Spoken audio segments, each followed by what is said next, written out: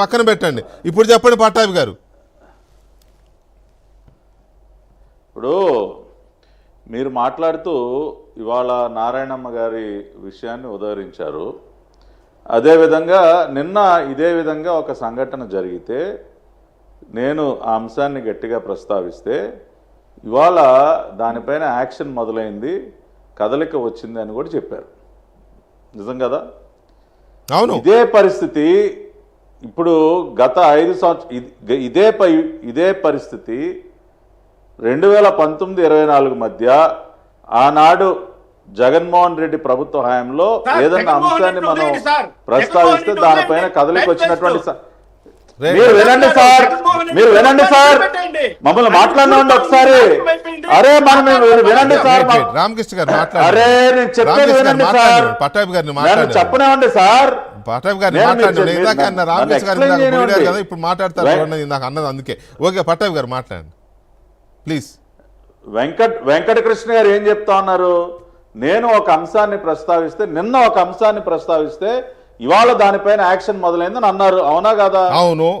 ఈ పరిస్థితి, ఈ రకమైనటువంటి పరిస్థితి 2019-24 మధ్య ఆనాడు ఉందా? ఏదైనా మనం ఒక అంశాన్ని ప్రస్తావిస్తే ఇమ్మీడియట్ గా ప్రభుత్వం స్పందించి లేదు కదా? లేదు. కానీ వాళ్ళు ఉంది అంటే మార్పు ఉందా లేదా పరిపాలనలో? నేను ఎవరినండి విషయం అర్థం చేసుకోవాలి. ఒక్క నిమిషం చెప్పండి సార్. మీరు ఇప్పుడు గ్రౌండ్ లెవెల్లో ఒక సిఐఓ లేదా ఒక ఎస్ఐ ఎవడో తప్పు చేస్తాడండి. ఇప్పుడు తప్పు చేశారు, ఒకళ్ళిద్దరు తప్పు చేశారు కాబట్టి మొత్తం వ్యవస్థ అంతా చెడిపోయిందని మనం అనలేం కదా. తప్పు జరిగినటువంటి సందర్భంలో ఆ తప్పు పైన యాక్షన్ తీసుకునేటటువంటి ప్రభుత్వం కూడా ఉండాలా లేదా? గతంలో లేదా పరిస్థితి. కానీ ఇవాళ ఇమ్మీడియట్ గా 24 గంటల్లో వెంకటకృష్ణ గారు ఒక అంశాన్ని ప్రస్తావిస్తే ఇవాళ దానిపైన యాక్షన్ కి ప్రభుత్వం ఉపక్రమించింది అంటే ఈ ప్రభుత్వానికి చిత్తశుద్ధి ఉందా లేదా? లా అండ్ ఆర్డర్ మెయింటైన్ అవ్వాలన్న ఆలోచన ఉందా లేదా? లేదని నేను అనడం లేదు. చర్యలు తీసుకోవాలన్నా అదే చెప్తా ఉన్నా నేను. మీరు అదే చెప్తా ఉన్నాను సార్. ఇవాళ ఈ ప్రభుత్వం దృష్టికి ఎక్కడ తప్పు జరుగుతుందని ఏ అంశం వచ్చినా కఠినంగా వ్యవహరిస్తుంది, చర్యలు తీసుకుంటుంది. ఇవాళ గత వాసనలు ఇంకా పోలేదు సార్. పూర్తిగా 5 సంవత్సరాలు వైరస్ పూర్తిగా భ్రష్టు పట్టించారు వ్యవస్థని. ఇవాళ ఆ వ్యవస్థని మొత్తం కూడా మళ్ళీ దారిలో పెట్టే పనిలో ఉన్నాం మేము. గత 8 నెలలుగా అదే చేస్తా ఉన్నాం. ఇంకో 4 నెలలు పట్టొచ్చు, 5 నెలలు పట్టొచ్చు. కానీ 100% వ్యవస్థని పూర్తిగా ప్రక్షాళన చేస్తాం. ఆ చెడు పోకట్లన్నీ కూడా పోయే విధంగా చేస్తాం. మీడియా పరంగా జర్నలిస్టులుగా ఎవరు ఈ ఆఖరికి ప్రతిపక్ష పార్టీ వాళ్ళ గఫూర్ అనే అంశాన్ని తీసుకొచ్చినా మేము యాక్షన్ మిమ్మల్ని బాధ్యులు చేస్తున్నా. ఆత్మకూరు పోలీస్ స్టేషన్ లో నారాయణమ్మ అంశాన్ని పెండింగ్ లో పెట్టిన ఇన్స్పెక్టర్ గంగాధర్ ఎందుకు 10 రోజుల నుంచి కేసు పెట్టలేదు అనే విషయమే మిమ్మల్ని బాధ్యులు చేస్తున్నా. మీరు చర్యలు తీసుకోండి. రేపు ఈ టైంకి అక్కడ ఎఫ్ఐఆర్ నమోదై ఉంటుంది. ఆ గంగాధర్ పైన మేము తన ఎక్స్ప్లెనేషన్ కోర్టు యాక్షన్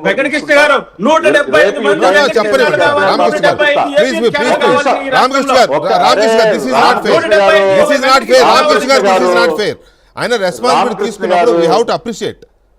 రామకృష్ణ గారు చెప్పండి సార్. చెప్పండి ప్లీజ్ రామకృష్ణ గారు దయచేసి.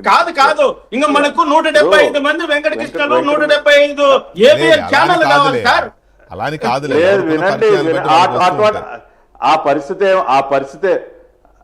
ఆ పరిస్థితే ఉండదు రామకృష్ణ గారు. రెండోది అంశం రేపు ఈ టైం సార్ మీరందరూ మా వెల్ విషర్స్ సార్. మా వెల్ విషర్స్ అనేవాళ్ళు తప్పులను ఎత్తి చూపాలి. తప్పు జరుగుతుంది సరిదిద్దుకో అని చెప్పేవాళ్ళే మా వెల్ విషర్స్. కాబట్టి we treat you as our well wishers. కాబట్టి మీరు 100% ఏదో చెప్తుంటాము, ఆవేశంగా మాట్లాడుతుంటాము.